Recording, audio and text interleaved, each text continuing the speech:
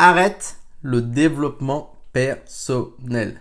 Wow, tu vas dire, mais il est fou, il a une chaîne, il est en train de nous prôner l'épanouissement, dans lequel il parle de développement personnel. Oui, je parle de développement personnel, mais je te parle surtout de réalisation personnelle. Et tu vas voir que les deux mots, entre développement et réalisation, il y a vraiment un gap qui peut radicalement changer tout dans ta vie et t'amener à un autre niveau.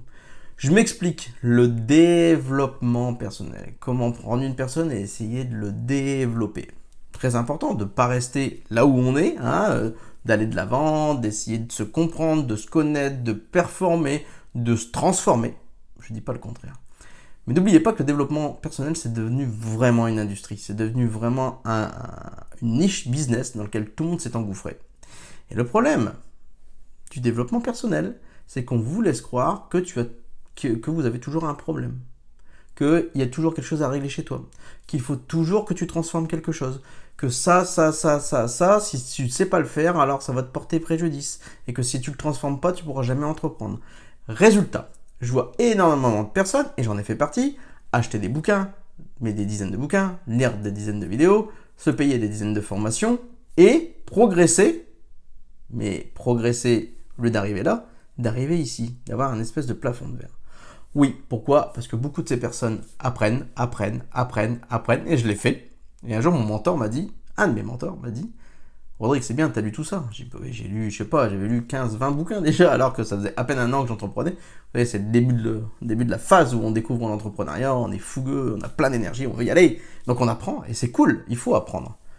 Mais il m'a dit, à un moment donné, il faut passer à l'action, parce que si tu passes pas à l'action, comment tu vas pouvoir mettre en confrontation avec ta réalité tout ce que tu as appris ? Voir où tu en es, voir ce que tu maîtrises et ce que tu maîtrises pas. Voir si ce que tu as appris te plaît ou te plaît pas. Voir si les habitudes que tu es en train de mettre en place t'apportent quelque chose ou ne t'apportent rien. Pourquoi créer des contraintes dans notre vie si ces contraintes ne nous apportent rien de plus ? C'est cet effet un peu Pareto. On va quand même changer dans notre vie 20% des choses qui peuvent nous apporter 80% de résultats. Or, je vois plein de personnes vouloir changer 80% de leur vie et du coup ça apporte 20% seulement de résultats dans leur vie. Et ça, pour moi, ce n'est réellement pas bon.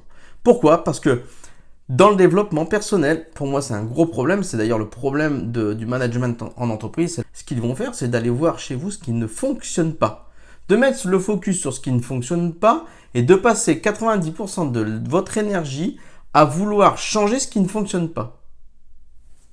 Mais dis-moi, combien tu as mis d'énergie à mettre à ton service, à pousser en avant, à utiliser ce que tu maîtrises, ce qui est chez toi une force naturelle ? Est-ce qu'on t'a déjà posé cette question ? Parce que ce qui est naturel chez toi, on est d'accord que ça ne te demande aucun effort. Ce côté naturel, c'est un truc qui est un peu venant de ton âme, qui fait partie de toi, qui est ton essence, qui est ton ADN. Alors, si ça fait partie de toi, pourquoi le mettre de côté et vouloir absolument être la personne qu'on te dit que tu dois être, alors que tu es déjà toi ? Je te parle là de faculté, de capacité, des choses qui vont te permettre de devenir la meilleure version de toi-même. Ah, j'ai failli y arriver. Non, qui va te permettre d'être le meilleur toi-même. En fait, il va te permettre de devenir toi-même. Parce que tu es déjà toi. Tu as déjà tout en toi. Pourquoi aller chercher à l'extérieur ? Et de prendre... Alors, c'est bien d'avoir des modèles. C'est l'une de mes phases, moi, dans mes accompagnements, c'est d'aller chercher vos mentors qui vous inspirent. Pourquoi ? D'aller repérer chez ces personnes-là ce qui vous inspire. Mais c'est pas parce que je suis inspiré par Idriss Aberkan, par exemple, que je veux absolument lui ressembler à tout point de vue. Il est unique, je suis unique, vous êtes tous uniques. Et le problème du développement personnel, ça va être de prendre une personne, on va prendre Steve Jobs par exemple, et on va dire voilà ce qu'il a fait, et regardez comment il était, et bien si vous voulez réussir, faites tout comme lui. Ce qui n'est pas vrai, parce que ça a fonctionné pour lui, tous ces points, parce qu'il était lui. La question du développement personnel, c'est bien, et moi ça m'a changé la vie quand j'ai découvert le développement personnel. Allez lire du développement personnel, mais surtout, réalisez-vous. Passez à l'action. La réalisation personnelle, c'est complètement différent. C'est, ok, j'ai pu lire pas mal de petites choses, j'ai l'impression que ce qui m'anime à l'intérieur de moi, c'est ça, ouais. Ah ouais, c'est cette passion, j'ai envie d'aller sans cela.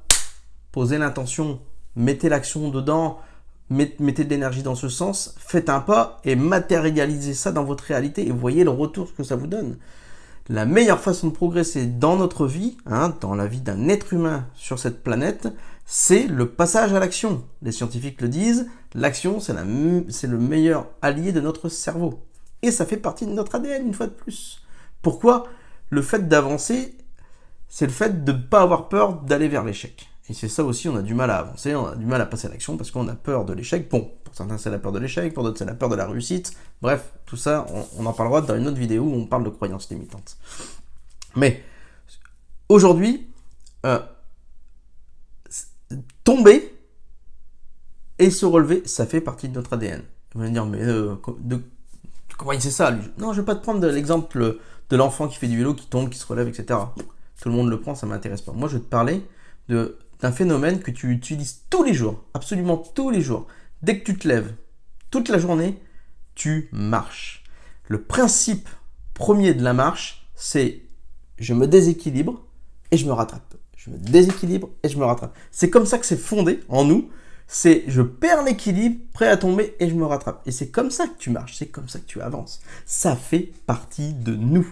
Nos neurones fonctionnent de cette manière-là. Donc dans ta vie, si tu veux avancer, il faut passer et prendre des risques, passer à l'action. J'ai appris, je passe à l'action et je vois la différence. Et mon grand conseil, c'est de dire, avant d'aller voir ce qui ne va pas, ok, tu le verras par la suite, parce que voilà, tu as à cœur d'entreprendre, c'est cool. Mais déjà, pour entreprendre, il faut entreprendre avec cœur. Et pour entreprendre avec cœur, il faut déjà voir dans quel secteur, dans quelle zone de génie, entre guillemets, tu excelles, tu te sens bien, tu es toi-même et que tu peux apporter à l'autre.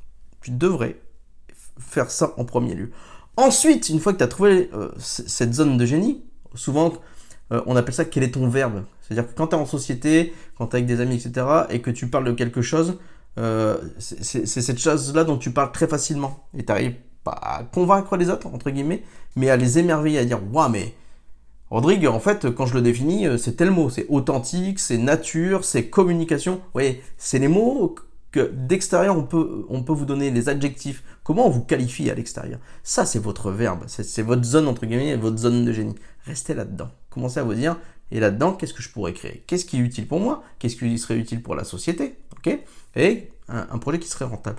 Ensuite, vous pourrez faire du développement personnel. Puisque oui, quand on lance une entreprise, il faut apprendre à communiquer, il faut apprendre à être organisé, créer des nouvelles habitudes. Ok, là. Mais ce qui se passe dans le développement personnel, c'est qu'avant même d'avoir créé un projet, d'entreprendre, juste un petit live, je vous dis, on n'est pas obligé d'entreprendre, on peut faire du développement personnel sans entreprendre. Et là, c'est très cool. Faites du développement personnel sans entreprendre. Regardez quand même quelles sont vos forces, ce que vous faites de bien, et essayez de mettre du focus sur ce que vous faites de bien pour que dans votre vie, voilà, ça vous rende service, ça rende service à les personnes autour de vous.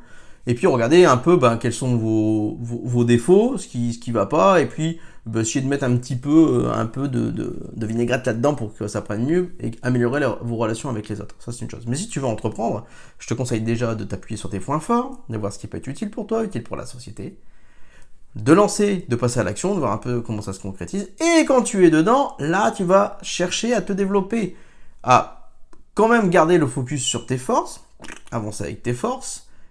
Et crois-moi, si tu as des belles forces naturelles, etc., la vie, souvent, ne te laisse pas de côté. Elle va certainement t'amener peut-être des personnes, des outils qui vont te permettre de combler un peu le vide qu'il y a dans ton côté négatif, dans tes défauts en tout cas. Et puis si tu vois que c'est nécessaire, et là, tu pourras progresser, apprendre.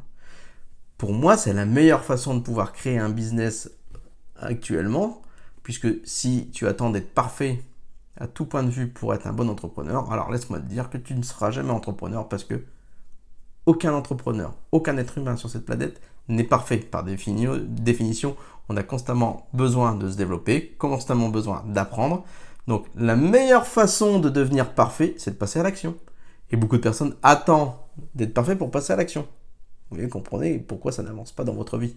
Connectez-vous avec votre cœur, demandez-vous ce qui vous anime réellement, ce qui peut vous être utile à la société.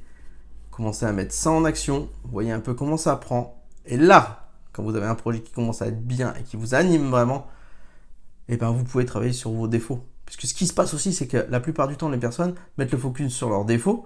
Donc, ils ne voient que ça. Donc, forcément, comme ils passent leur temps à se remettre en question, à voir leurs défauts, bah, ils sont bas en énergie. Et puis, quand tu dois passer à l'action pour travailler quelque chose qui ne te plaît pas, c'est compliqué. Si déjà tu es bas en énergie, tu vas souffler, tu vas seulement travailler un, deux, puis après tu vas dire non, c'est bon, j'arrête. Alors oui, c'est bien de se rendre compte que j'ai traversé un truc qui me mettait pas en joie, mais si constamment tu dois traverser des trucs qui ne te mettent pas en joie, excuse-moi, hein, mais tu vas souffrir. Donc déjà, de mettre un maximum d'énergie sur ce qui marche bien, ce qui te met en joie, va augmenter ta jauge d'énergie, et là tu vas dire, bah non, si je dois travailler ça, bon, j'ai la niaque pour, je le fais, bah.